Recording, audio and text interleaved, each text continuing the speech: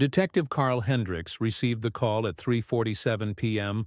on March 15, 1999. A construction worker had found human remains at the old Riverside Elementary demolition site. 7 years as a detective in Millfield, Ohio, had taught Hendricks that most discoveries like this turned out to be animal bones or old medical specimens. This time felt different. "What exactly did you find?"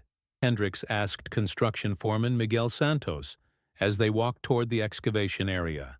"My crew was clearing the basement level. Found this old leather backpack buried under concrete debris. When we opened it," Santos stopped walking. "There's a plastic bag inside. Bones, small bones, and this." Santos handed Hendricks a tarnished silver necklace with a heart pendant, engraved on the back. "Rebecca, Sweet 16. Love, Mom and Dad, 1992. Hendricks felt his stomach drop. Rebecca Morrison. The girl who vanished walking home from Millfield High School 7 years ago. The case that had haunted the department and torn apart a family. "Nobody touches anything else," Hendricks ordered. "I'm calling in the county coroner and the FBI." The backpack was burgundy leather, faded and cracked. Inside the large zippered compartment, wrapped in heavy plastic garbage bags, were human remains. The smaller front pocket contained Rebecca's student ID, a tube of lipstick, and 3 crumpled $20 bills. Thomas Morrison answered his door at 6:15 p.m. At 52, Rebecca's father looked like he'd aged 20 years since 1992. His wife Linda had moved to Florida 2 years after Rebecca disappeared. The marriage hadn't survived the not knowing. "Mr. Morrison, I'm Detective Hendricks. We spoke several times during the original investigation into Rebecca's disappearance." Thomas gripped the door frame. "You found something." "We found Rebecca, Mr. Morrison." "I'm very sorry." Thomas Morrison collapsed into the nearest chair. 7 years of hoping, of private investigators, of psychics and false leads and sleepless nights had led to this moment. "Where?" Thomas whispered. "The old elementary school construction site. Workers found her remains in a backpack buried in the basement level." "A backpack?" "Rebecca didn't carry a backpack to school. She had that canvas messenger bag." Hendricks made a note. "Can you describe that bag?" "Navy blue canvas with leather straps. She got it at the mall that summer. Carried it everywhere senior year." "Mr. Morrison, I need to ask you to come to the station tomorrow. We'll need to go through everything again. The original case file, timeline, anyone who might have had contact with Rebecca that day." Thomas stared at the wall where Rebecca's high school photo still hung. Blonde hair, blue eyes, the smile that had charmed teachers and made her homecoming queen candidate. That construction site, that used to be Riverside Elementary. Rebecca went there from kindergarten through 5th grade. Why would someone— Thomas stopped. Someone who knew that. Someone who knew Rebecca went to school there. Hendricks had the same thought. "We'll find who did this, Mr. Morrison. I promise you that." The next morning, County Coroner Dr. Sarah Chen confirmed what Hendricks suspected. Female victim, approximately 16-18 years old. Deceased approximately 7 years based on decomposition patterns consistent with the burial environment. "Cause of death?" Hendricks asked. "Blunt force trauma to the skull. Multiple fractures suggest repeated blows with a heavy object." Agent Patricia Vance arrived from the FBI field office in Columbus. Missing persons cases that crossed state lines fell under federal jurisdiction, and Rebecca's case had always been classified as potential kidnapping. "Detective Hendricks, I've reviewed the original case file. Rebecca Morrison, 16, disappeared October 14, 1992, walking home from school. Last seen by classmate Kelly Santos at 3:30 p.m. near the intersection of Maple and 3rd Street. That's 6 blocks from the construction site," Hendricks noted. The original investigation focused on transient suspects and sex offenders in the area. No solid leads. Family had no enemies, no debts, no apparent motives for targeted violence. Hendricks pulled out his notes from the Thomas Morrison interview. The father mentioned Rebecca didn't carry a backpack. She had a canvas messenger bag that was never found. "So the backpack belonged to someone else," Vance concluded. "Someone who had access to it and used it to dispose of the body. Someone local. Someone who knew about Rebecca's connection to that elementary school." They drove to Millfield High School to re-interview Kelly Santos, now Kelly Martinez, working as a substitute teacher. Kelly remembered that October day clearly. Rebecca and I walked together until 3rd Street. She turned toward Elm to go home. I continued on Oak Street. We talked about the homecoming dance, about this boy Derek she liked. Did you see anyone following her? Any unusual activity? There was a school maintenance truck parked on Maple Street. Nothing unusual, though. Those guys were always doing repairs around town. Agent Vance and Detective Hendricks exchanged glances. School maintenance personnel would have had access to school supplies, including backpacks from the lost and found. Kelly, do you remember anything specific about that truck? Color, markings, who was driving? Blue truck with the school district logo. I think it was Mr. Corliss driving, but I can't be certain. He was the head janitor at both the high school and elementary school. Jimmy Ray Corliss had worked for Millfield School District from 1985 to 1995. According to personnel records, he'd been terminated for inappropriate conduct with students, specifically being found in restricted areas of school buildings after hours without authorization. Where is Corliss now? Hendricks asked the district personnel manager. Last known address was a trailer park on Route 23. He moved away after the termination. We haven't had any contact since 1995. Route 23 led toward Columbus. If Corliss had moved there, he was within Agent Vance's jurisdiction. That evening, Thomas Morrison called Detective Hendricks. I've been thinking about that backpack. Rebecca tutored younger kids at Riverside Elementary her sophomore year. She might have left a backpack there and forgotten about it. Who coordinated the tutoring program? The principal, Mr. Blackwood. Walter Blackwood. He's been at that school forever. Datiri. Walter Blackwood, now 64, had been principal of Riverside Elementary from 1981 to 1994, when the school closed due to declining enrollment. He then transferred to Millfield High School as vice principal, where he still worked. Hendricks found this connection troubling. Blackwood would have known both Rebecca and Corliss. He would have had access to lost backpacks. He would have known about the elementary school's future demolition. Agent Vance, I think we need to have a conversation with Walter Blackwood. Agreed. But carefully. If he's involved, we don't want to spook him before we have solid evidence. The remains found in the backpack told a story of violence and concealment. Someone had killed Rebecca Morrison, wrapped her body in plastic bags, placed her in a school backpack, and buried her in a basement where she might never have been found. Someone who knew her schedule, her route home, her connection to Riverside Elementary. Someone with access to school property and maintenance equipment. Someone who had spent 7 years watching her family suffer, while keeping his secret buried in concrete and silence. Detective Hendricks stared at the evidence board in his office. Photos of Rebecca, the construction site, the backpack, the necklace. Tomorrow they would begin unraveling 7 years of lies. Reopening old wounds. The Millfield High School main office buzzed with typical Monday morning chaos. Students lined up for late passes, phones rang constantly, and Secretary Mrs. Patterson juggled 3 conversations simultaneously. Vice Principal Walter Blackwood emerged from his office carrying a coffee mug that read, "World's Greatest Educator." Detective Hendricks, what brings you to our humble institution? Walter Blackwood was a tall man with graying hair and wire-rimmed glasses. In his navy blue suit and school district tie, he projected authority and respectability. 23 years in education had earned him community trust and recognition. Mr. Blackwood, we need to discuss the Rebecca Morrison case. New evidence has come to light. Blackwood's expression didn't change. Of course, tragic situation. I remember Rebecca well from her time at Riverside Elementary. Bright girl, excellent student. We'd like to review her tutoring records from 1991 when she worked at Riverside. I'll have Mrs. Patterson pull those files. Rebecca helped several younger students with reading comprehension. Very dedicated volunteer work. Detective Hendricks made notes while Agent Vance observed Blackwood's demeanor. 20 years of federal law enforcement had taught her to watch for micro-expressions, nervous gestures, defensive postures. Mr. Blackwood, did Rebecca ever leave personal belongings at Riverside Elementary? Books, bags, School supplies? Possibly. Students sometimes forgot items in the tutoring room. We kept a lost and found box in my office.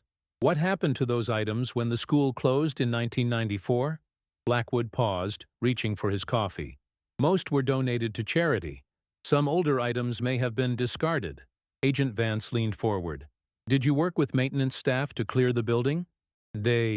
Yes, Jimmy Corliss supervised the final cleanup. He was very thorough, made sure everything was properly disposed of. How well did you know Jimmy Corliss? Professionally, he worked for the district 10 years, handled both elementary and high school maintenance. Reliable employee until his termination. Hendricks caught the careful phrasing. What led to his termination?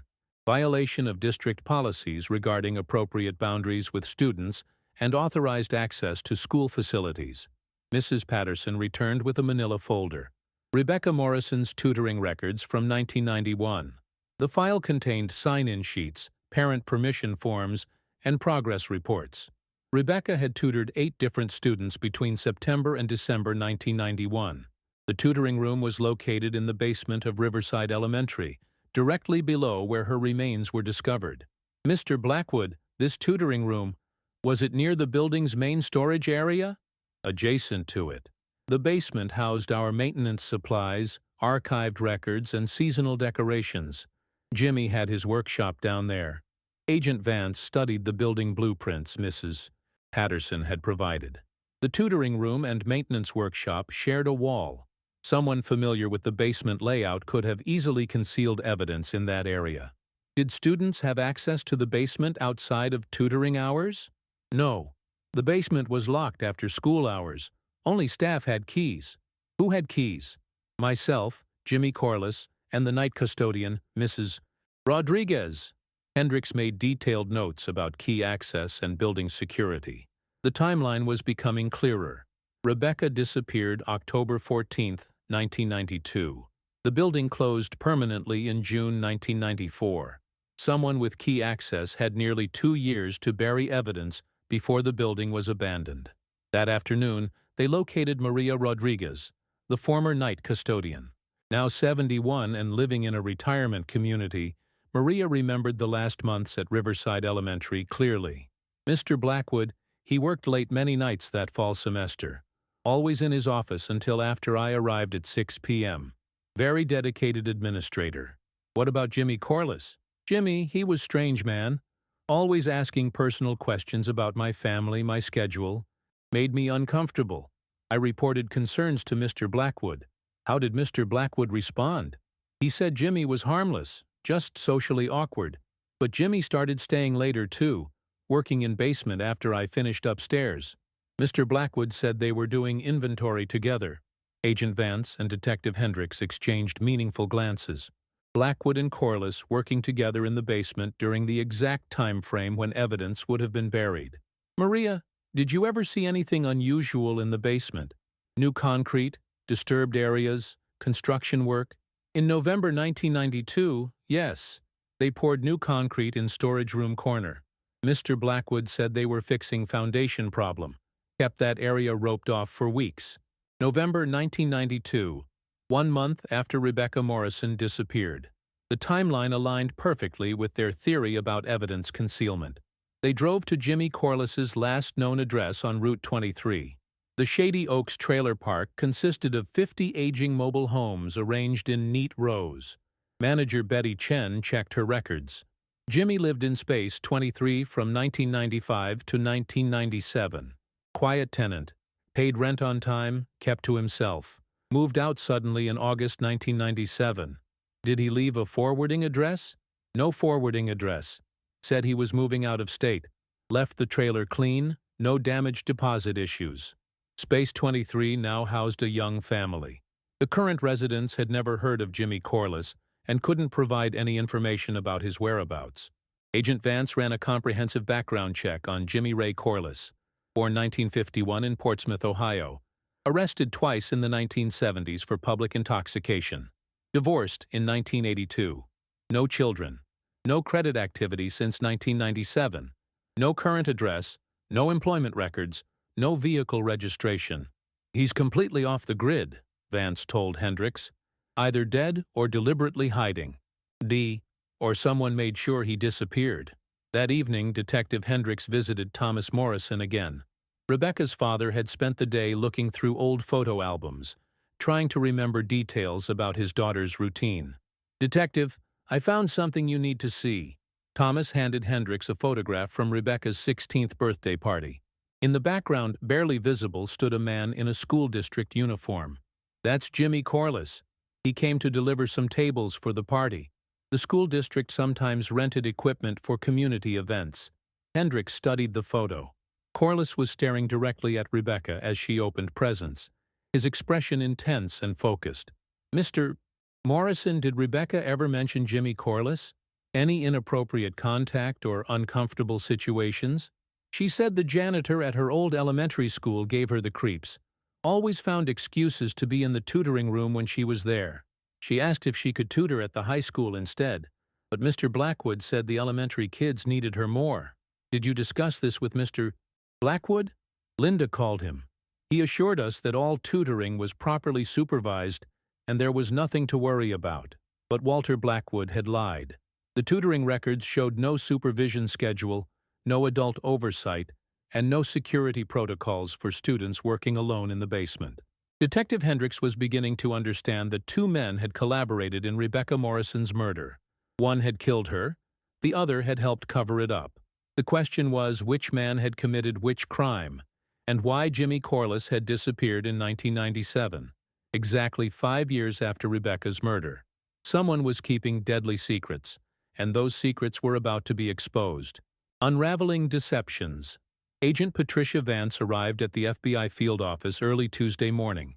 The Rebecca Morrison case files covered her entire desk: original police reports, witness statements, evidence photographs, and timeline charts. 7 years of dead ends and false leads had left investigators frustrated, but new evidence demanded a fresh approach.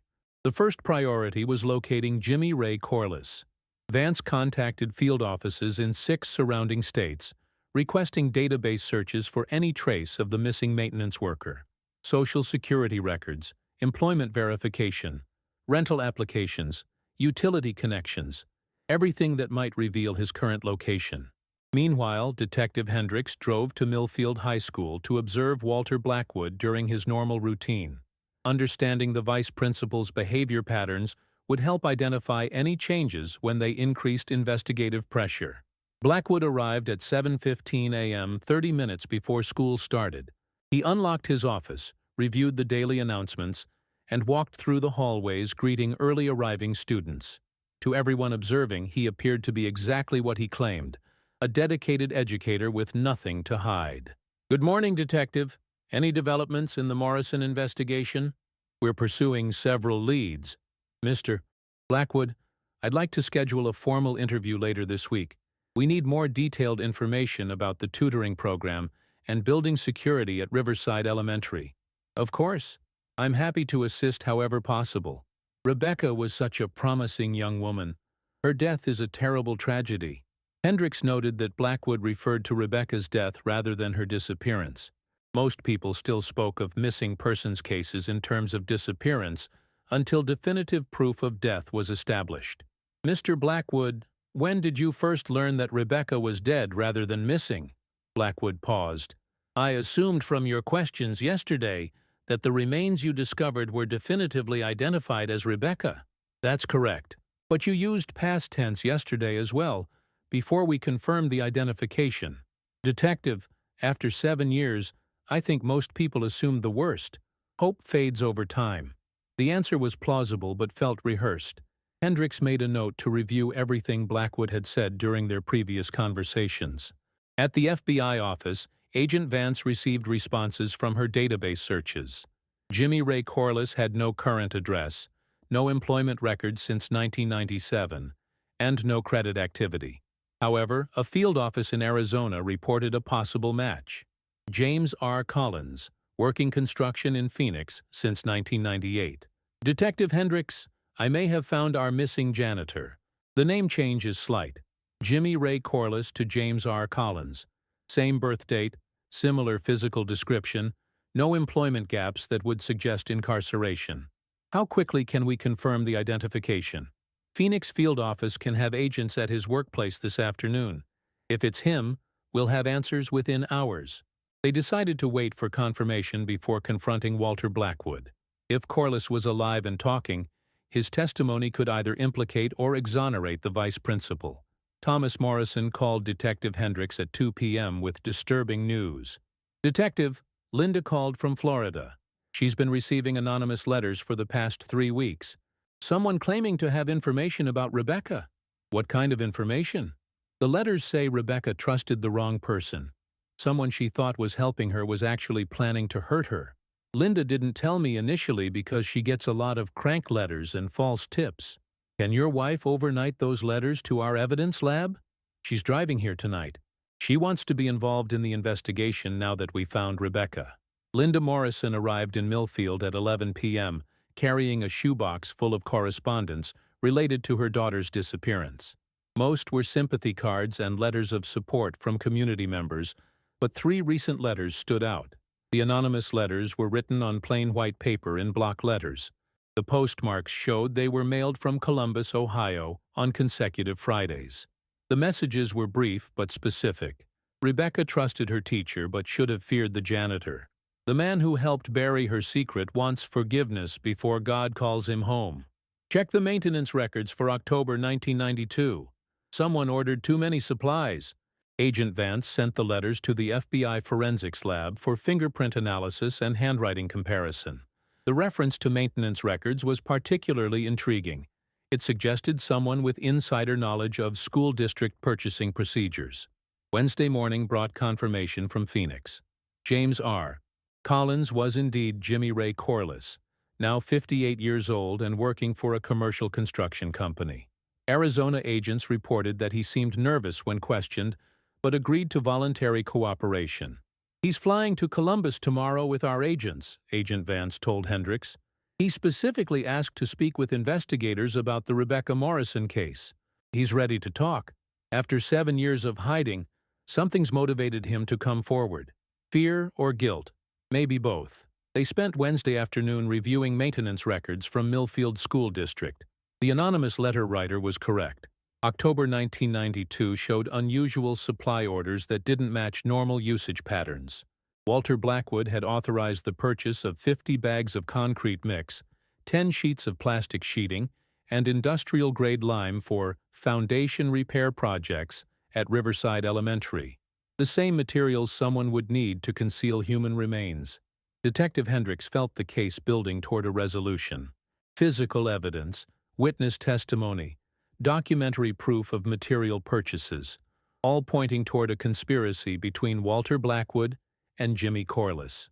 Thursday morning, Jimmy Ray Corliss sat in FBI Interview Room B, accompanied by a court-appointed attorney.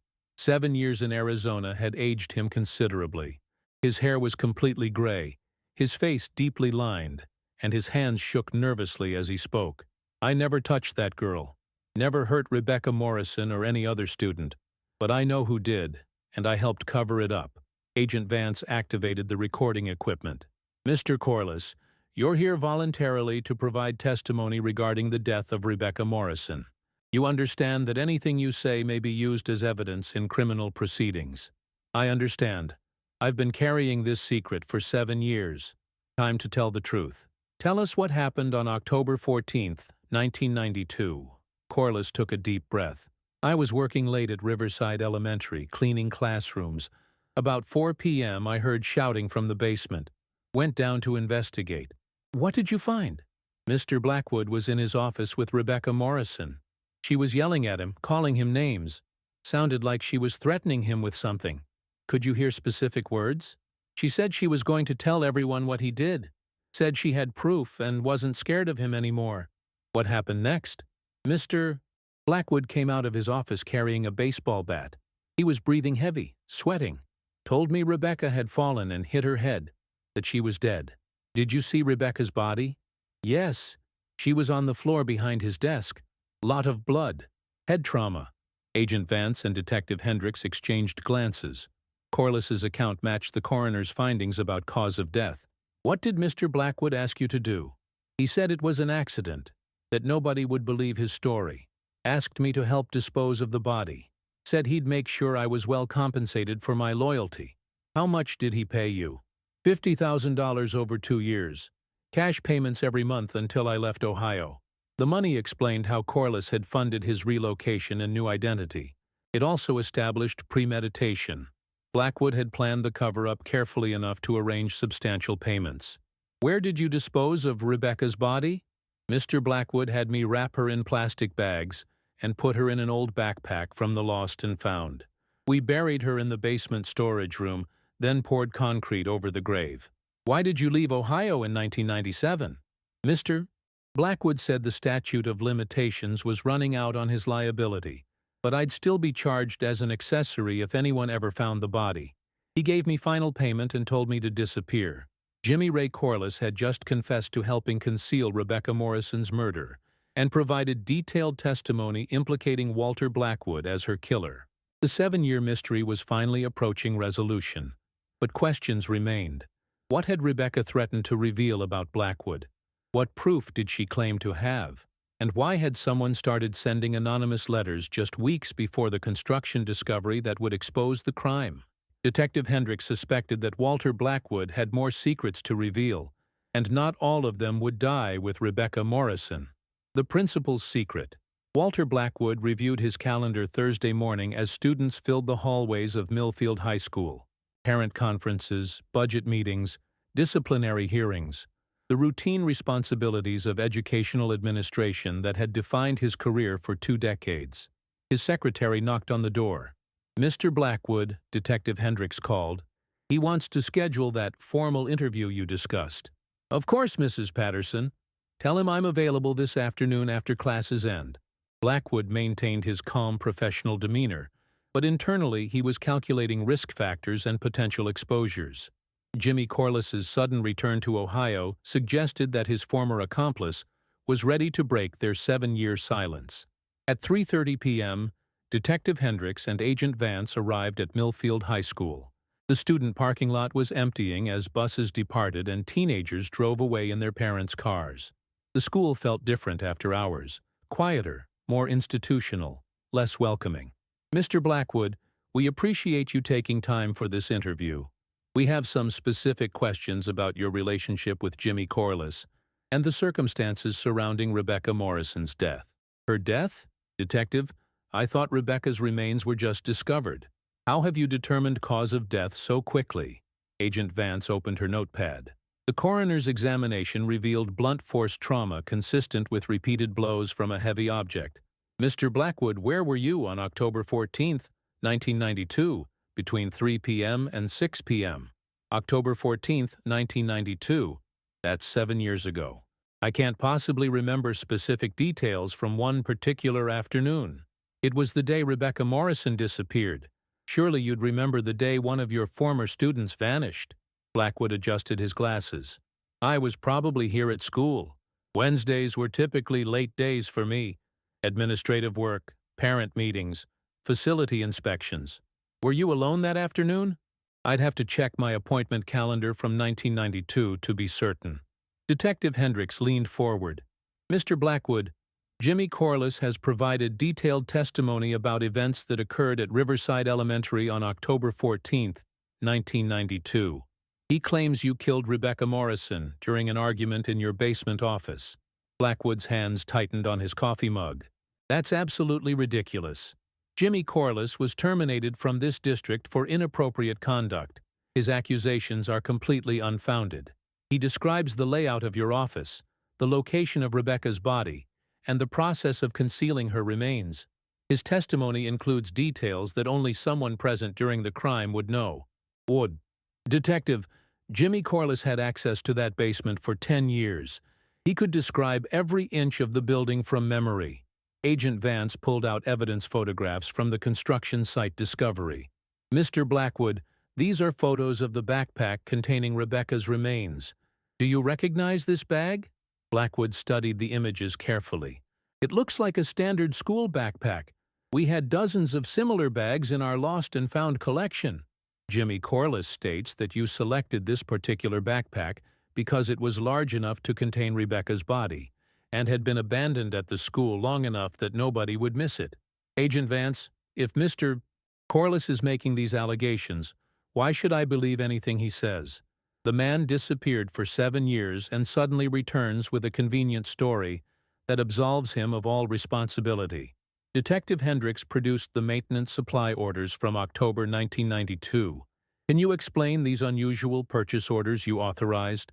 50 bags of concrete mix, industrial plastic sheeting, and lime, all materials that would be useful for concealing human remains. Blackwood examined the documents. We were conducting foundation repairs that fall. The basement had several areas where water seepage was causing structural problems. Afrim. Yet there are no work orders, contractor invoices, or completion reports for this foundation work. The materials were delivered, but there's no record of actual repairs. Detective, this was 7 years ago. Paperwork may have been misfiled or discarded when we closed the building. Agent Vance shifted tactics. Mr. Blackwood, what was the nature of your relationship with Rebecca Morrison? Professional. She was a former student who volunteered as a tutor. Bright girl, very responsible. Did you have any personal interactions with Rebecca outside of the tutoring program? No. Our contact was limited to her volunteer activities at the elementary school. Jimmy Corliss claims that Rebecca came to your office on October 14th to confront you about inappropriate conduct. He says she threatened to expose something she'd discovered about your behavior. Blackwood stood up from his chair. I think this interview is over. These allegations are slanderous and completely without merit. Mr. Blackwood, sit down. We're not finished. I'm invoking my right to legal counsel. Any further questions should be directed to my attorney. Detective Hendricks made detailed notes about Blackwood's reactions and defensive responses. The vice principal's demeanor had shifted dramatically when questioned about his personal relationship with Rebecca Morrison. That evening, Agent Vance contacted the FBI's Behavioral Analysis Unit. I need a profile analysis of Walter Blackwood based on his interview responses and the crime scene evidence. The behavioral analysts reviewed recordings of the interview along with case files and crime scene photographs. Their preliminary assessment arrived within hours. Subject displays classic patterns of authority figure who abuses position for personal gratification. Defensive responses suggest sexual misconduct allegations are accurate. Relationship with victim likely involved inappropriate contact that escalated to confrontation and violence when victim threatened exposure. The profile matched Jimmy Corliss's testimony about Rebecca confronting Blackwood with evidence of his inappropriate behavior. Agent Vance began researching Walter Blackwood's employment history for patterns of similar conduct. Millfield School District personnel records revealed 3 complaints against Blackwood filed between 1985 and 1991.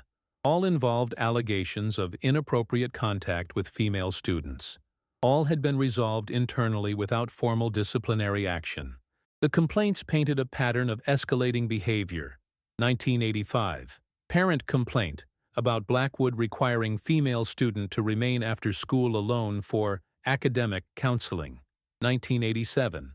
Student report that Blackwood made inappropriate comments about her physical development during a disciplinary meeting. 1991. Allegation that Blackwood touched a student inappropriately during a private conference about college applications. In each case, school district administrators had conducted brief investigations, determined the allegations were unsubstantiated, and placed written warnings in Blackwood's personnel file.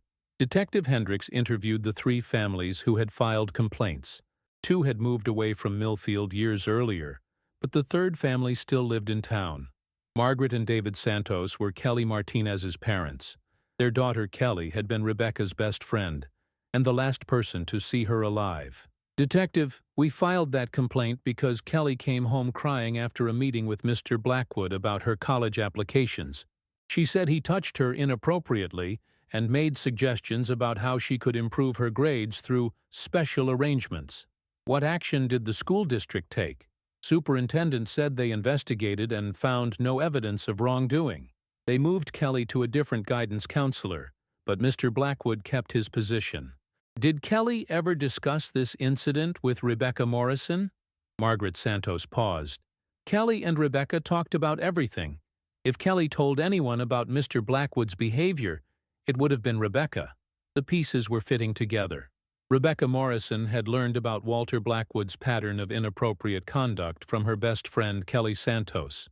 Armed with this knowledge, Rebecca had confronted Blackwood in his office on October 14, 1992, threatening to expose his predatory behavior. Blackwood had killed Rebecca to silence her accusations, then recruited Jimmy Corliss to help conceal the crime. For 7 years, both men had kept their deadly secret while Rebecca's family suffered through uncertainty and grief. But secrets this dark eventually demand revelation, and Walter Blackwood was about to discover that some crimes can never truly be buried. Confrontation and revelation. Friday morning brought unexpected news to Detective Hendrix's office. The FBI forensics lab had found a fingerprint match on one of the anonymous letters sent to Linda Morrison. The print belonged to Margaret Elena Chen, a 63-year-old retired teacher living in Columbus. Margaret Chen taught 4th grade at Riverside Elementary from 1979 to 1994, Agent Vance explained. She would have worked directly under Walter Blackwood's supervision for 13 years. Why is a retired teacher sending anonymous letters about Rebecca Morrison's murder? Let's ask her. They drove to Columbus and found Margaret Chen living in a modest apartment near Ohio State University. She answered the door wearing a cardigan sweater and reading glasses, looking exactly like the elementary school teacher she had been for 35 years. "Mrs. Chen, I'm Detective Hendrix and this is Agent Vance. We need to discuss some letters you sent to Linda Morrison regarding her daughter Rebecca." Margaret Chen's face went pale. "Please come in. I've been expecting this conversation for 3 weeks." Her apartment was filled with books, plants, and photographs of former students. On the mantelpiece sat a framed picture of Riverside Elementary's 1992 faculty, including Walter Blackwood and Jimmy Corliss.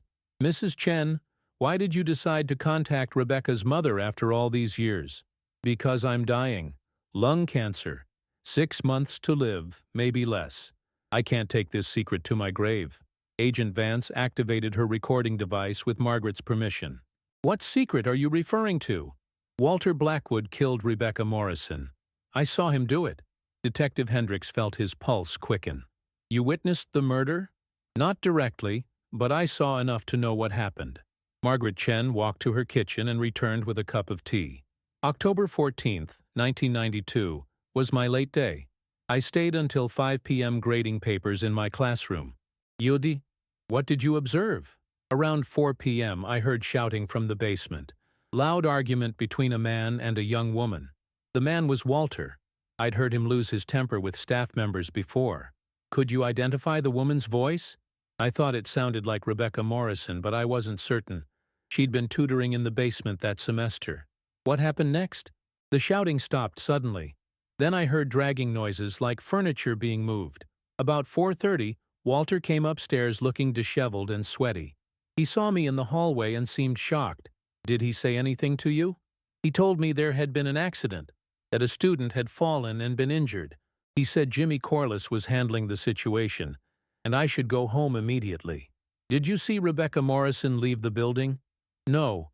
I waited in the parking lot for 20 minutes, hoping to see her come out safely. She never appeared." Agent Vance made detailed notes about the timeline and Margaret's observations. "Mrs. Chen, why didn't you report this to police in 1992? "I tried. The next morning, I called the school district office and asked to speak with the superintendent about a serious incident. They told me Walter had already reported that a student had fallen in the basement, but was fine and had gone home with her parents." "Did you contact police directly?" "I called the police station and said I had information about Rebecca Morrison's disappearance. The officer told me several people had already provided statements about seeing Rebecca after school, and that she had likely run away from home." Margaret Chen pulled out a manila folder containing documents she had saved for 7 years. "I kept copies of everything. Phone logs showing my calls to the district office and police station. Notes I wrote describing what I witnessed. I knew someday the truth would come out." Detective Hendrix reviewed Margaret's contemporaneous notes. They were detailed, consistent, and provided crucial corroboration for Jimmy Corliss's testimony about the timing and circumstances of Rebecca's death. Mrs. Chen, have you had any contact with Walter Blackwood since 1992? B. He tried to call me several times that winter, wanting to meet privately. I refused. When Riverside Elementary closed in 1994, I transferred to a different school to avoid working with him. Why did you decide to send anonymous letters to Linda Morrison? 3 weeks ago, I saw a newspaper article about the construction discovery. I realized Rebecca's body had been found exactly where I suspected it was buried. I knew her family deserved to know the truth, but I was afraid to come forward openly. What changed your mind? My cancer diagnosis. I don't have time left to be afraid. Rebecca Morrison was 16 years old when Walter Blackwood murdered her. She deserves justice, and her family deserves answers. Margaret Chen's testimony provided the final piece of evidence needed to arrest Walter Blackwood. She had witnessed the aftermath of Rebecca's murder, observed Blackwood's suspicious behavior, and attempted to report the crime to authorities who failed to investigate properly. They drove back to Millfield immediately. Agent Vance obtained an arrest warrant while Detective Hendricks coordinated with the district attorney's office to file formal murder charges. At 4 p.m., they arrived at Millfield High School to arrest Walter Eugene Blackwood for the murder of Rebecca Ann Morrison. Students were boarding buses and walking to the parking lot, unaware that their vice principal was about to be led away in handcuffs. Walter Blackwood, you're under arrest for the murder of Rebecca Morrison on October 14, 1992. You have the right to remain silent. Blackwood stood motionless as Detective Hendricks read him his rights. Teachers and students stared in shock as their respected administrator was escorted to a police car. This is ridiculous, Blackwood said. I'm being framed by people with ulterior motives. Jimmy Corliss is a disturbed individual seeking revenge for his termination. Save it for your lawyer, Walter. At the police station, Blackwood's attorney arrived within an hour. Richard Torres was an experienced criminal defense lawyer from Columbus, who specialized in white-collar crime and professional misconduct cases. Detective Hendricks, my client maintains his complete innocence. These charges are based on testimony from unreliable witnesses with obvious motives to lie. Your client killed a 16-year-old girl to cover up his sexual misconduct, then spent 7 years watching her family suffer while he lived free. That's an inflammatory accusation with no basis in fact. Agent Vance presented the evidence. Jimmy Corliss's detailed confession, Margaret Chen's eyewitness testimony, the unusual supply orders, and the pattern of inappropriate conduct complaints. Mr. Torres, your client has been abusing his position of authority for years. Rebecca Morrison threatened to expose his behavior, so he killed her to protect his reputation and career. Agent Vance, my client will be pleading not guilty to all charges. We'll see you in court. But Walter Blackwood's legal troubles were just beginning. The arrest had triggered investigations by the Ohio Department of Education, the Teachers Union, and the FBI's Crimes Against Children Unit. Within 48 hours, 3 more women had come forward with allegations of inappropriate conduct by Walter Blackwood during their time as students.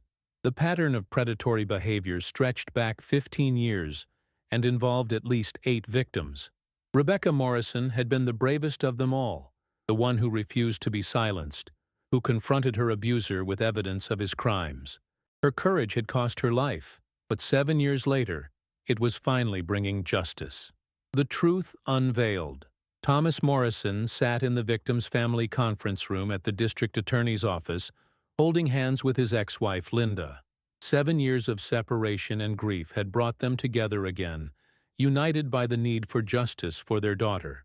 Assistant District Attorney Jennifer Walsh spread case files across the conference table.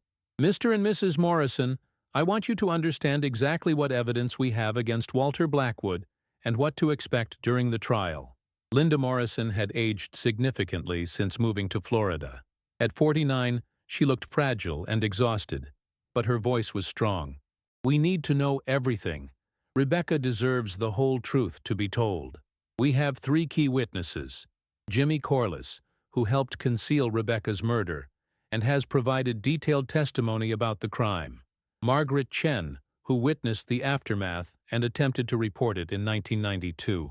And Kelly Martinez, Rebecca's best friend, who can testify about why Rebecca confronted Blackwood. Detective Hendricks joined the meeting to present the complete timeline of evidence. Rebecca learned from Kelly about Blackwood's inappropriate conduct with students. She decided to confront him on October 14, 1992, threatening to expose his pattern of sexual misconduct. What specifically happened in that basement office? According to Corliss's testimony, Rebecca accused Blackwood of abusing female students and said she had evidence to prove it. She demanded that he resign from his position, or she would report him to school district officials and police. Thomas Morrison clenched his fists. So he killed our daughter to save his career? Rebecca represented an existential threat to Blackwood's reputation, livelihood, and freedom. Sexual misconduct charges would have ended his career and likely resulted in criminal prosecution. Ada Walsh continued the explanation. After killing Rebecca with a baseball bat, Blackwood enlisted Jimmy Corliss to help dispose of the body. They wrapped her remains in plastic bags, placed her in a lost backpack, and buried her in the basement storage room. Why did Corliss agree to help?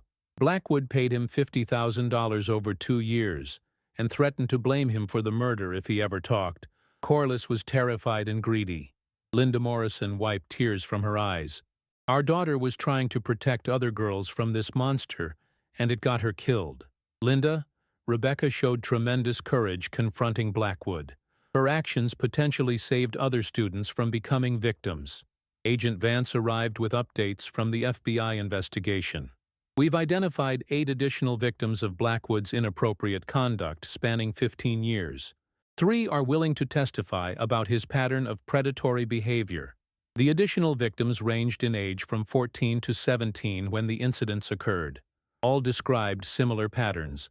Blackwood would require them to stay after school for counseling sessions, make inappropriate comments about their appearance, and touch them inappropriately during supposedly professional interactions.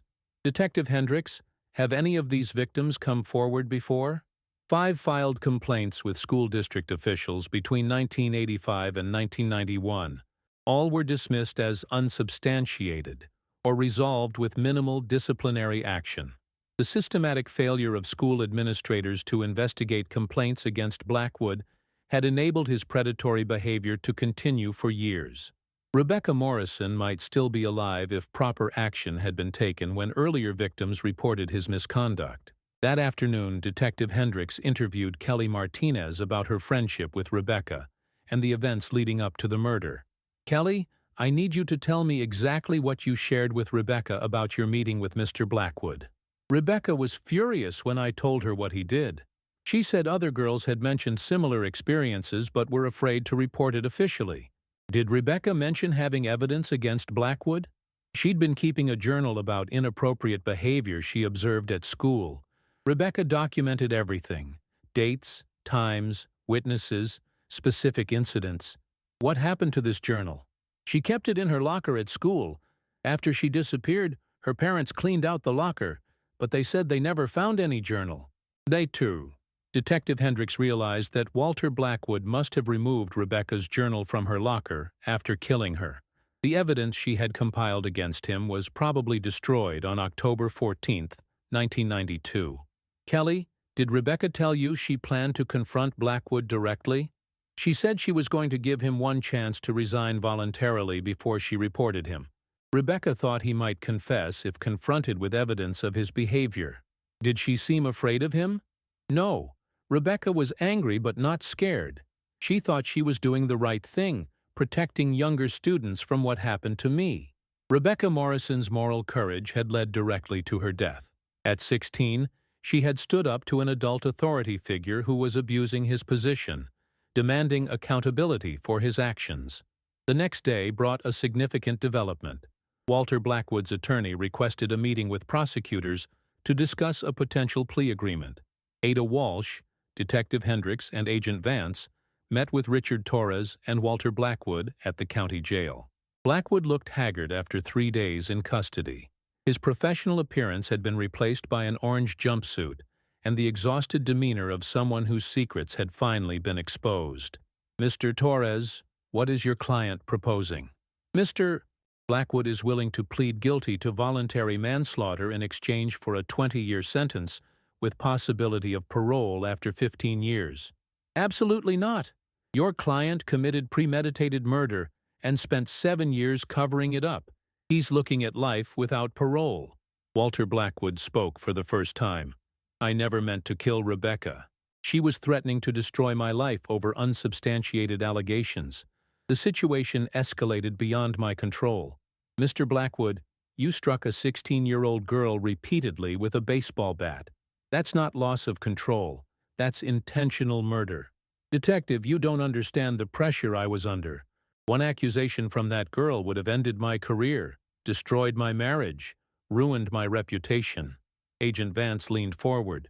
So you decided that Rebecca Morrison's life was worth less than your reputation? I panicked. She was screaming at me, calling me names, threatening to tell everyone lies about me. What lies, Walter?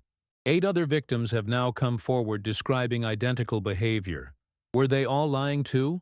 Blackwood fell silent, realizing he had just admitted to the pattern of misconduct that provided motive for Rebecca's murder. Ada Walsh ended the meeting. Mr. Torres, your client just confessed to murdering Rebecca Morrison to prevent exposure of his criminal conduct. We'll see you at trial. The plea negotiation had backfired spectacularly for the defense. Walter Blackwood's statements would be used as evidence of premeditation and consciousness of guilt.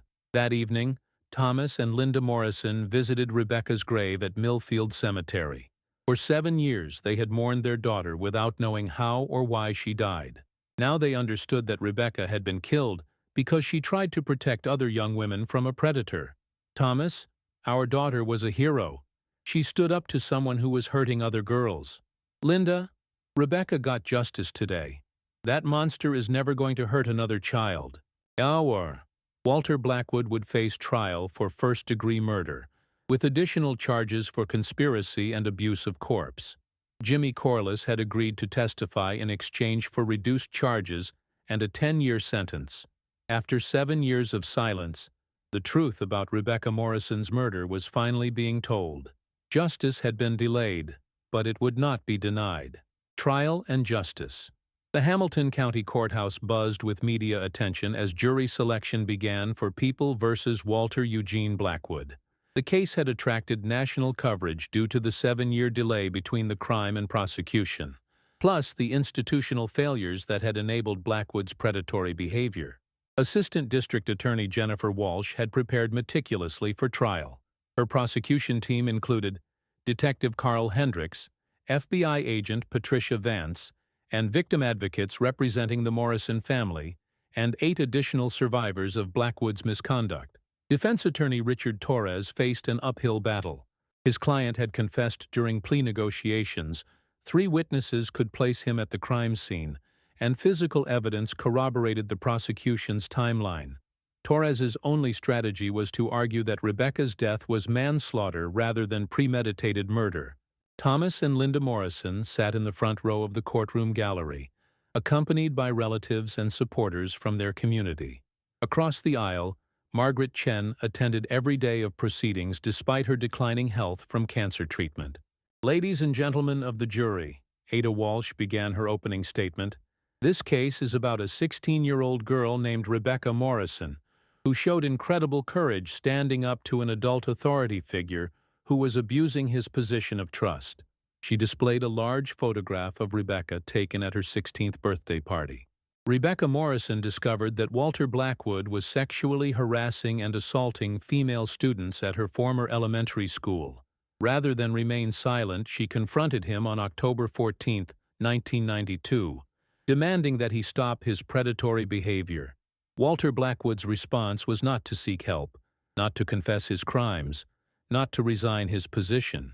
His response was to pick up a baseball bat and beat Rebecca Morrison to death in the basement of Riverside Elementary School. The prosecution's case unfolded systematically over 5 days. Jimmy Corliss testified about witnessing the aftermath of Rebecca's murder and helping Blackwood conceal her body. Margaret Chen described hearing the argument and observing Blackwood's suspicious behavior immediately afterward. FBI forensic specialists explained how the physical evidence supported witness testimony, concrete analysis from the burial site, material comparison between the plastic bags and supplies Blackwood had purchased, and timeline reconstruction based on decomposition patterns. Most powerfully, 3 survivors of Blackwood's sexual misconduct testified about his pattern of inappropriate behavior with female students. Their testimony established motive and demonstrated that Rebecca's allegations were credible rather than fabricated. Defense attorney Torres attempted to discredit Jimmy Corliss as an unreliable witness motivated by self-interest. Mr. Corliss spent 7 years hiding in Arizona under a false name. He's testifying now only because he wants to avoid more serious charges for his role in concealing this crime. But cross-examination revealed the detailed accuracy of Corliss's testimony. He correctly described the layout of Blackwood's office, the location where Rebecca's body was found, and the specific materials used to bury her remains. Torres also questioned Margaret Chen's memory of events from 7 years earlier. Mrs. Chen, you admit you didn't actually see Walter Blackwood strike Rebecca Morrison or observe her death. No, I didn't witness the murder directly, but I heard the argument, observed Mr. Blackwood's behavior afterward, and attempted to report my concerns to authorities who failed to investigate. Margaret Chen's contemporary notes and phone records corroborated her testimony about trying to report the incident in 1992. Her credibility remained intact throughout cross-examination. The defense called character witnesses who testified about Blackwood's reputation as a dedicated educator and community leader. Several former colleagues praised his commitment to students and professional achievements over 2 decades in education. However, Prosecutor Walsh's redirect examination revealed that none of these character witnesses had been aware of the multiple complaints filed against Blackwood for inappropriate conduct with students. Dr. Richardson, you've testified that Walter Blackwood was a respected administrator. Were you aware that parents had filed formal complaints alleging sexual misconduct with students? No, I was not aware of any such complaints. Were you aware that the school district had conducted investigations into allegations of inappropriate touching and sexual harassment? No, that information was never shared with me. The character witness's testimony actually supported the prosecution's argument that Blackwood had used his professional reputation to cover up his predatory behavior. On the 7th day of trial, Walter Blackwood took the stand in his own defense. Against his attorney's advice, he insisted on testifying to provide his version of events. Mr. Blackwood, please tell the jury what happened on October 14, 1992. Rebecca Morrison came to my office that afternoon making false accusations about my professional conduct. She was angry and aggressive, threatening to spread lies about me unless I met certain demands. What kind of demands? She wanted me to resign my position and recommended her for a scholarship she wasn't qualified to receive. When I refused, she became more belligerent. Ada Walsh's cross-examination was devastating. She presented evidence of Blackwood's pattern of misconduct with students, his unusual material purchases in October 1992, and his collaborative effort with Jimmy Corliss to conceal Rebecca's body. Mr. Blackwood, you testified that Rebecca Morrison was making false accusations. Are all 8 women who have come forward with similar stories also lying? I don't know why these individuals have chosen to make these allegations now. Mr. Blackwood, you purchased 50 bags of concrete mix on October 15, 1992, one day after Rebecca Morrison disappeared. What repairs were you conducting that required so much concrete? I don't recall the specific details of maintenance projects from 7 years ago. You don't recall ordering enough concrete to bury a human body, then pouring that concrete over the exact location where Rebecca's remains were discovered? I conducted legitimate building maintenance as part of my administrative responsibilities. Walsh presented photos of the burial site showing the concrete slab that had concealed Rebecca's remains. Mr. Blackwood, this concrete was poured directly over Rebecca Morrison's body. Are you claiming this was coincidental? Blackwood's testimony crumbled under relentless cross-examination. His explanations became increasingly implausible as evidence contradicted his claims of innocence. Closing arguments took place on a Friday afternoon. Defense attorney Torres made a final plea for manslaughter rather than murder charges. Ladies and gentlemen, Walter Blackwood made terrible choices that resulted in Rebecca Morrison's death. But this was a crime of passion, not premeditated murder. He panicked when confronted with accusations that would have destroyed his career. Ada Walsh's closing argument focused on Rebecca Morrison's courage and Blackwood's calculated response. Rebecca Morrison was trying to protect other young women from a sexual predator. Walter Blackwood's response was to murder her, then spend 7 years covering up his crime while her family suffered through uncertainty and grief. This defendant didn't act in the heat of passion. He methodically planned the cover-up, purchased materials to conceal the body, recruited an accomplice, and maintained his deception for 7 years. That is premeditated murder, and that is exactly what Walter Blackwood is guilty of. The jury deliberated for 6 hours before returning with their verdict: guilty of murder in the first degree, guilty of conspiracy, and guilty of abuse of corpse. Judge Patricia Martinez sentenced Walter Blackwood to life in prison without possibility of parole. Mr. Blackwood, you violated the most sacred trust placed in educators, the responsibility to protect the children in your care. Instead, you preyed upon vulnerable students and murdered a brave young woman who tried to stop your predatory behavior. Judge Patricia Martinez continued her sentencing statement. Your actions have caused immeasurable pain to the Morrison family and demonstrated a callous disregard for human life that warrants the maximum penalty under law. Walter Blackwood stood silently as the sentence was pronounced. The man who had once commanded respect as an educator would spend the remainder of his life in the Ohio State Penitentiary, his crimes finally exposed and punished. Thomas and Linda Morrison embraced as the verdict was read. 7 years of uncertainty had finally ended with justice for their daughter. Rebecca would be 23 years old today, Linda whispered. She never got the chance to graduate college, start a career, or have a family of her own. Detective Hendricks approached the Morrison family after court adjourned. Mr. and Mrs. Morrison, I know this doesn't bring Rebecca back, but I hope it provides some closure knowing that her killer will never hurt anyone else. Detective, our daughter died trying to protect other young women. Today's verdict means her sacrifice wasn't in vain. Jimmy Corliss was sentenced to 10 years in prison as part of his plea agreement for conspiracy and accessory after the fact. His cooperation had been essential to securing Blackwood's conviction, but he still bore responsibility for helping conceal Rebecca's murder. Margaret Chen attended the sentencing despite her worsening health. The retired teacher had risked everything to ensure Rebecca Morrison received justice, and her courage had made the prosecution possible. Mrs. Chen, thank you for coming forward, Agent Vance said. Without your testimony, Walter Blackwood might never have been held accountable. Rebecca Morrison deserved better from the adults who were supposed to protect her. I failed her in 1992 when I didn't push harder for an investigation, but I wasn't going to fail her again.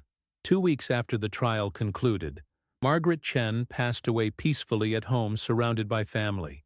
Her final act had been ensuring that a murdered child received justice and that a dangerous predator was removed from society.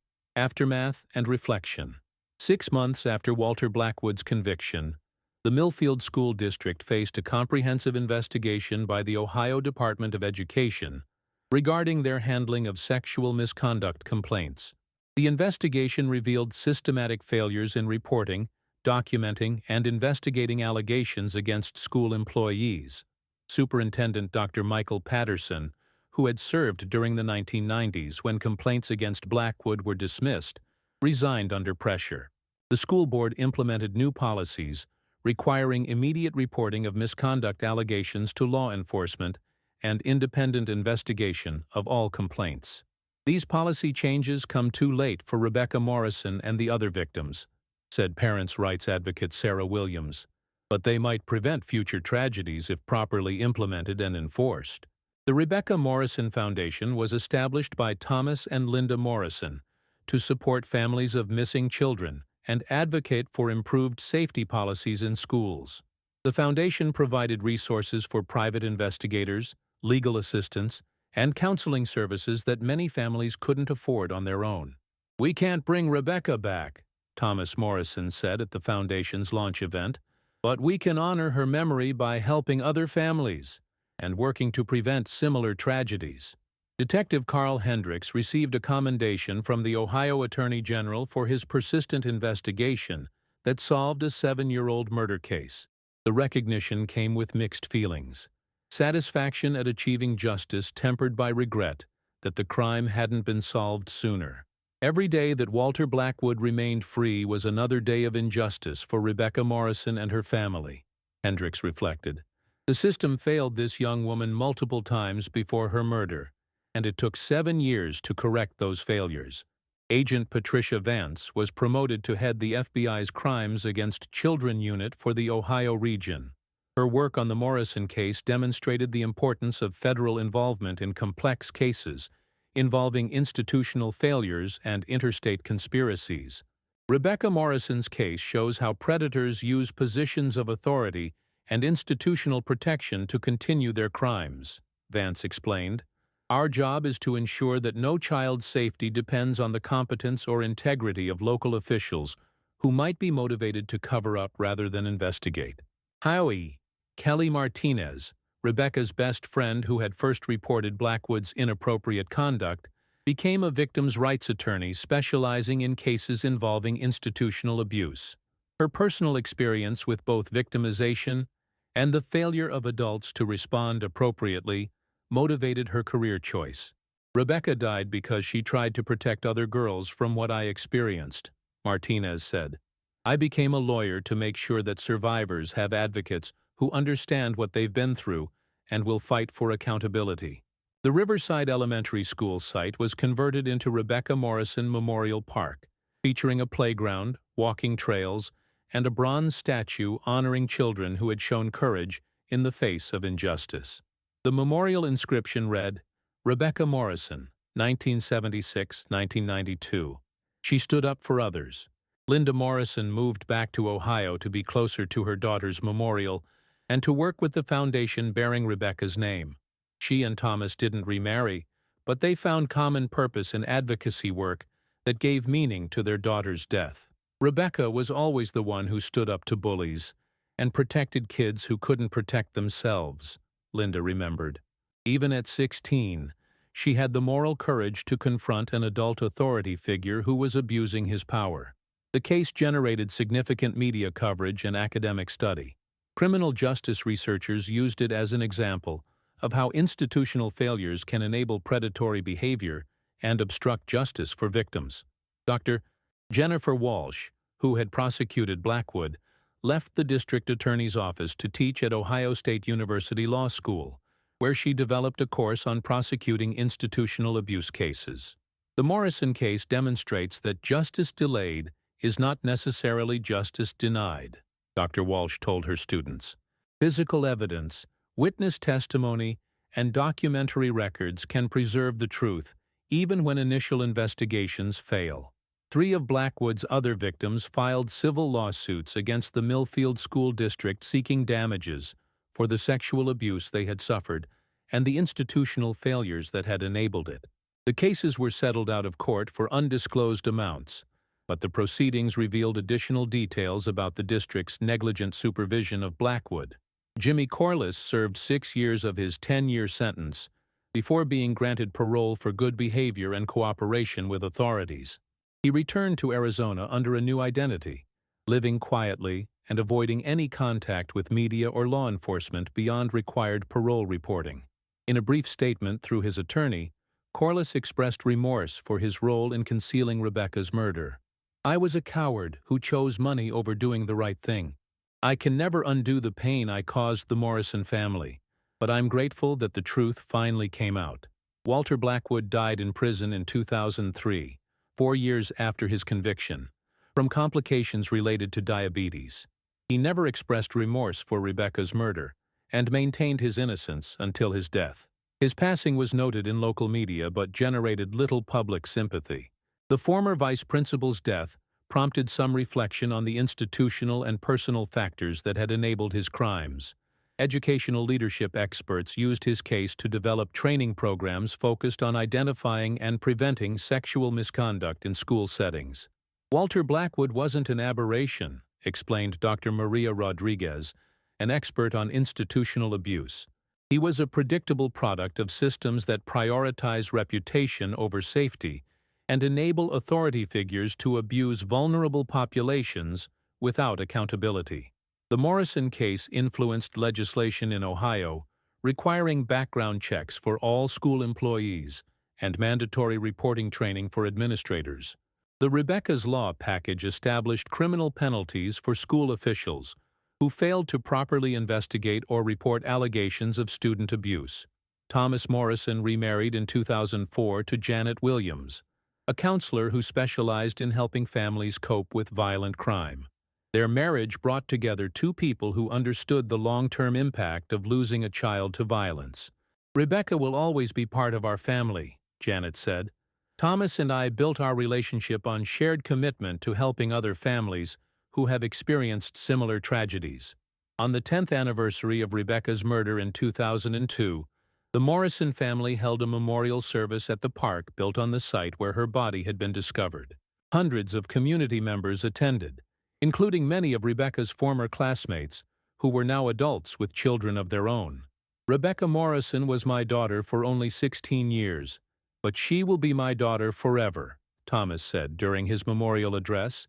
"She taught us that even young people can show extraordinary courage when fighting injustice, and that truth has the power to overcome even the darkest secrets." The memorial service concluded with the dedication of a scholarship fund in Rebecca's name, providing college assistance for students who demonstrated leadership in protecting others from bullying and abuse. Rebecca Morrison's story had become larger than one family's tragedy.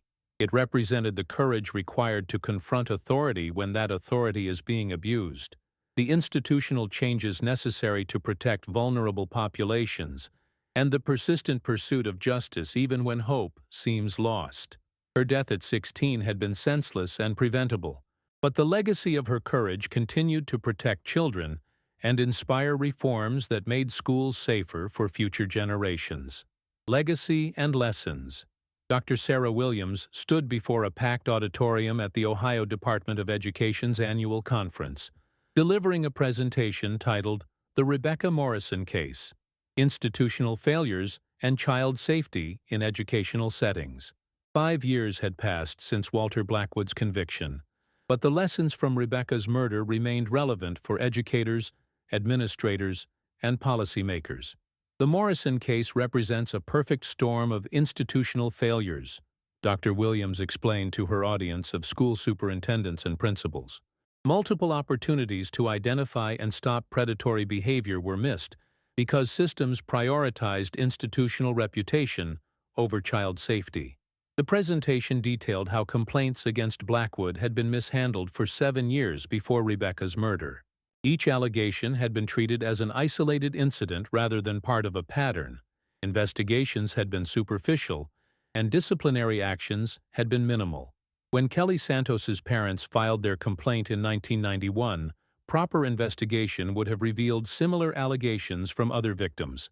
Instead, the district conducted a brief inquiry, found insufficient evidence, and allowed Blackwood to continue accessing vulnerable students. Detective Hendricks, now promoted to lieutenant, served as a consultant on cases involving institutional abuse.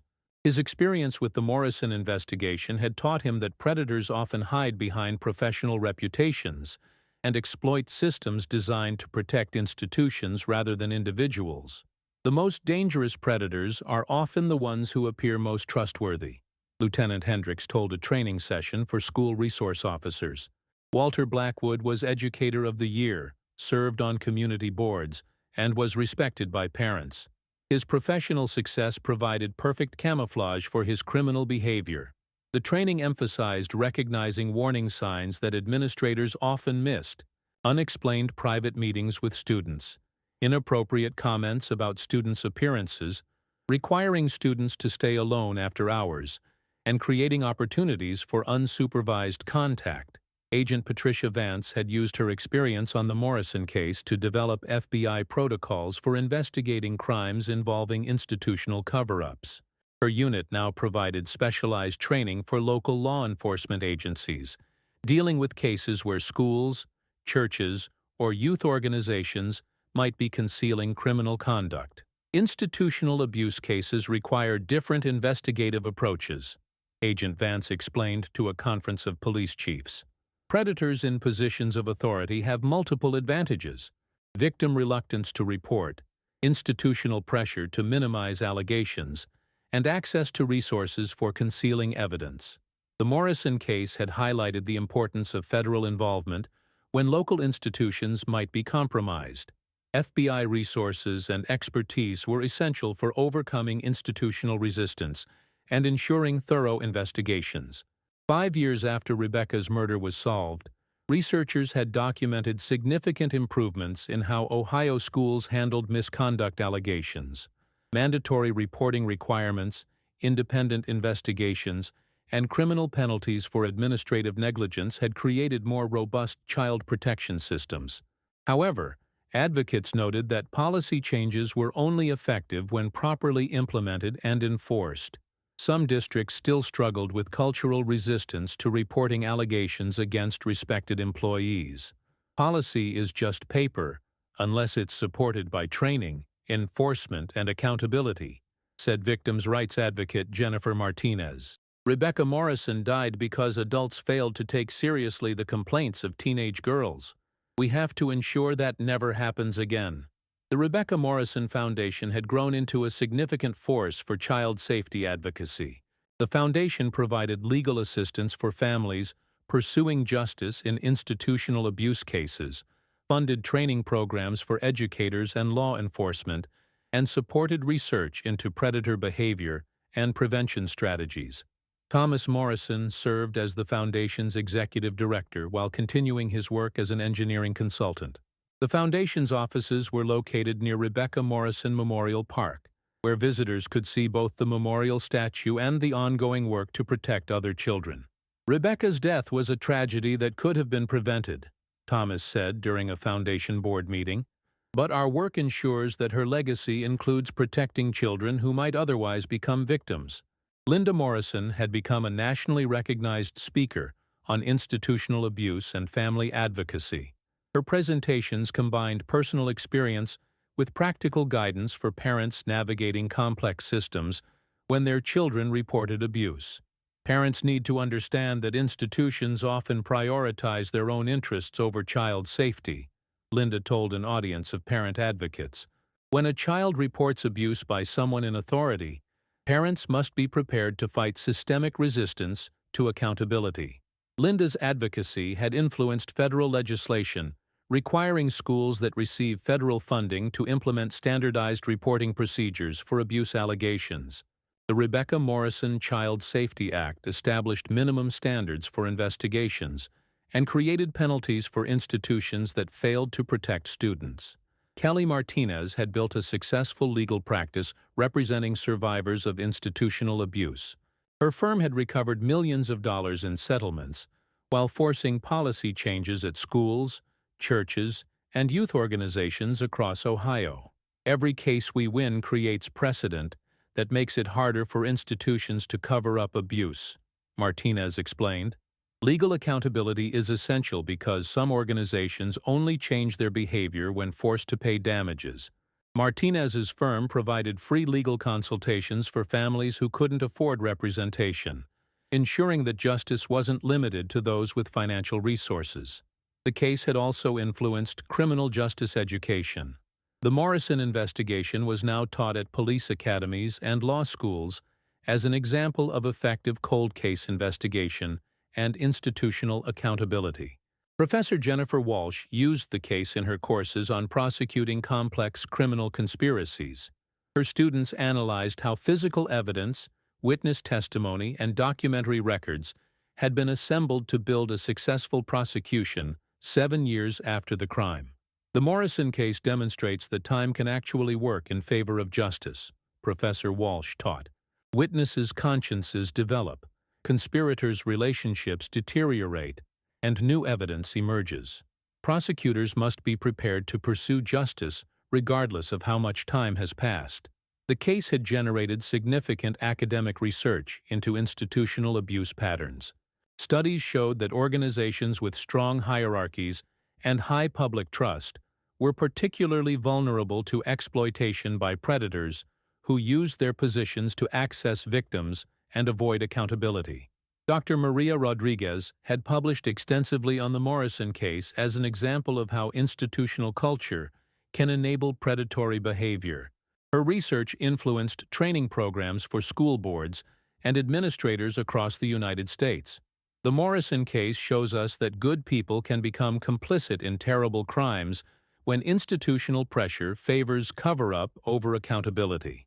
Dr. Rodriguez wrote, "Preventing institutional abuse requires cultural change, not just policy reform."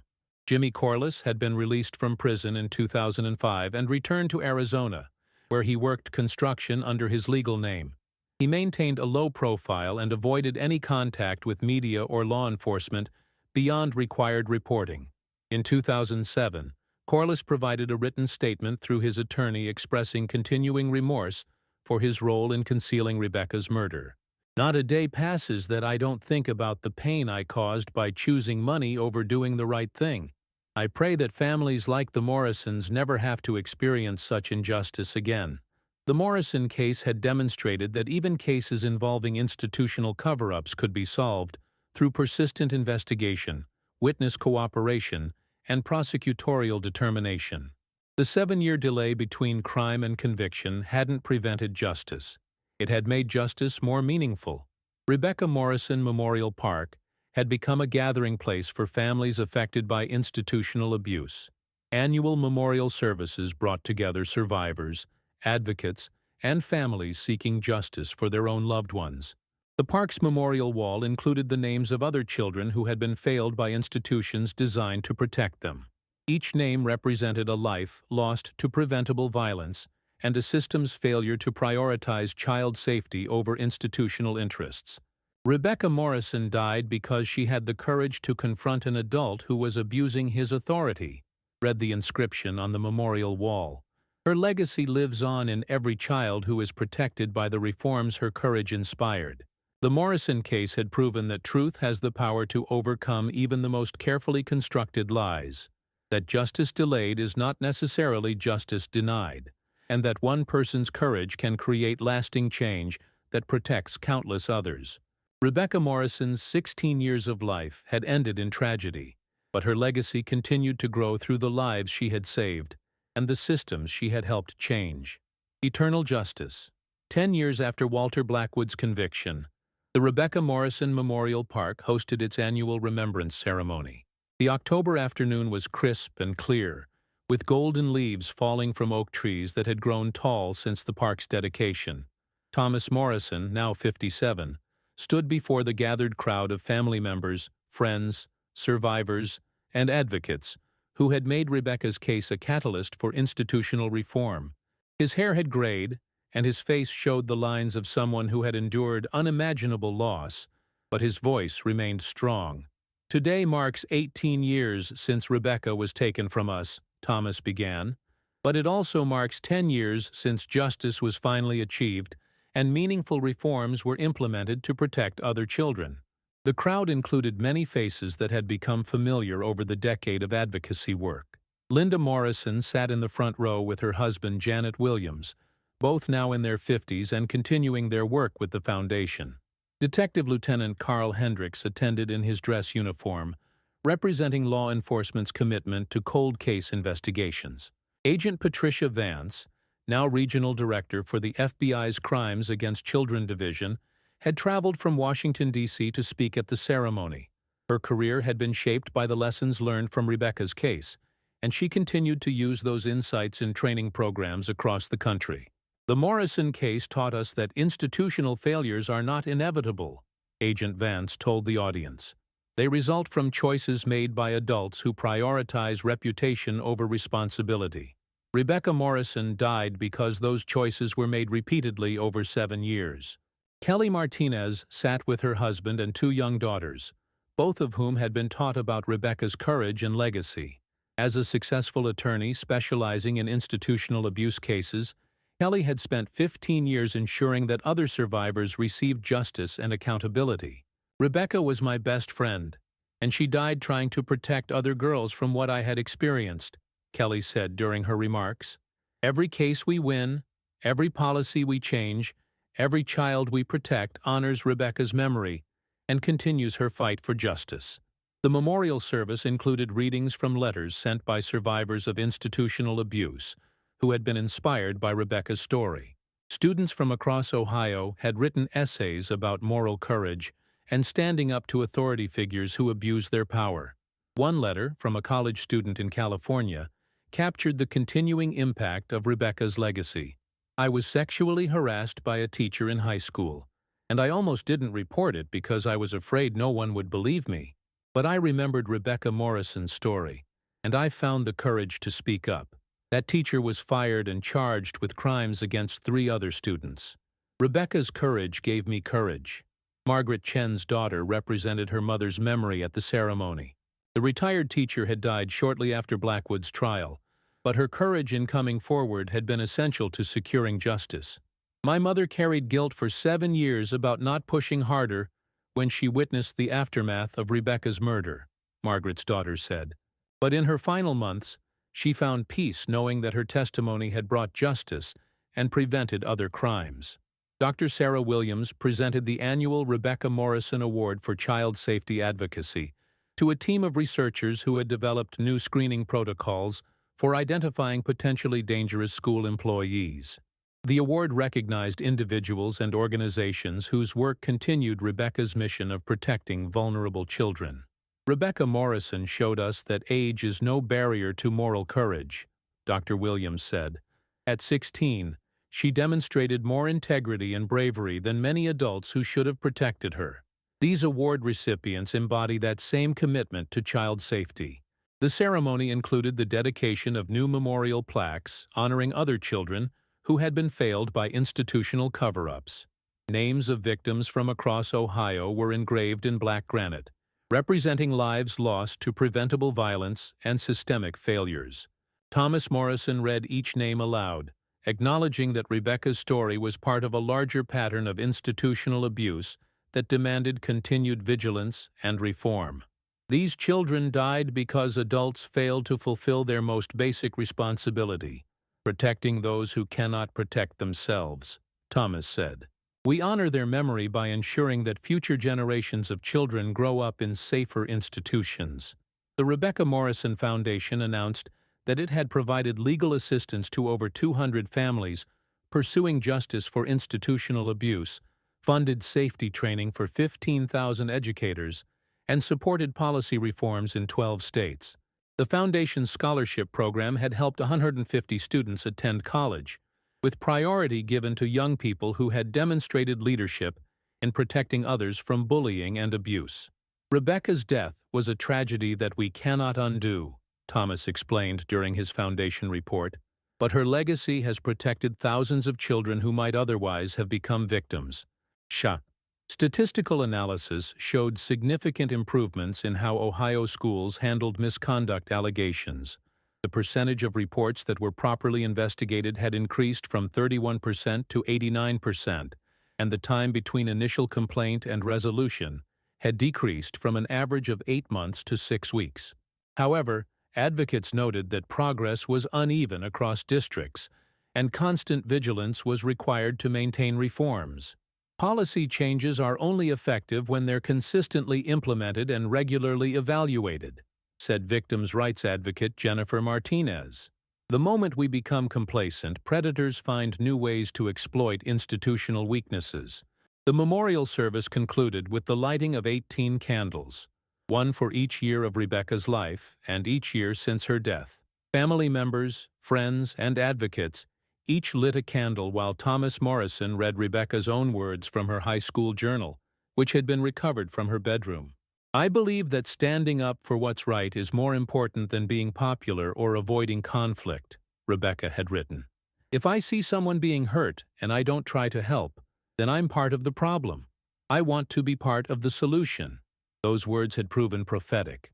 Rebecca's decision to confront Walter Blackwood had cost her life, but it had also exposed a dangerous predator and forced institutional changes that protected countless other children. As darkness fell over Rebecca Morrison Memorial Park, the candles created a circle of light around her memorial statue. The The bronze figure showed a teenage girl with her hand extended, reaching out to help others, an eternal reminder of the courage she had shown and the legacy she had left behind. Linda Morrison placed flowers at the base of the statue, the same white roses she had brought every year since the memorial was dedicated. "Rebecca, you're still protecting children," Linda whispered. "Every policy we've changed, every predator we've stopped, every child we've saved, that's all because of your courage." The gathered crowd slowly dispersed, but many lingered to read the memorial plaques and reflect on the lessons of Rebecca's story. Parents held their children closer, educators renewed their commitments to child safety, and advocates prepared for continued battles against institutional complacency. Detective Lieutenant Hendricks drove home thinking about the cold cases still on his desk, other families waiting for answers, other victims seeking justice. The Morrison case had taught him that time could be an ally rather than an enemy, that persistence could overcome even the most carefully constructed deceptions. Agent Vance returned to Washington, D.C. with renewed determination to expand federal involvement in institutional abuse cases. The Morrison precedent had established important protocols, but much work remained to protect children in schools, churches, and youth organizations across America. As the years passed, Rebecca Morrison's story continued to inspire new generations of advocates, educators, and law enforcement professionals. Her name appeared in textbooks, training manuals, and policy documents as an example of how individual courage could create systemic change. Students in criminal justice programs studied the investigative techniques that had solved her case. Educators learned about the warning signs that adults had missed before her death. Policymakers referenced her story when crafting legislation to protect vulnerable populations.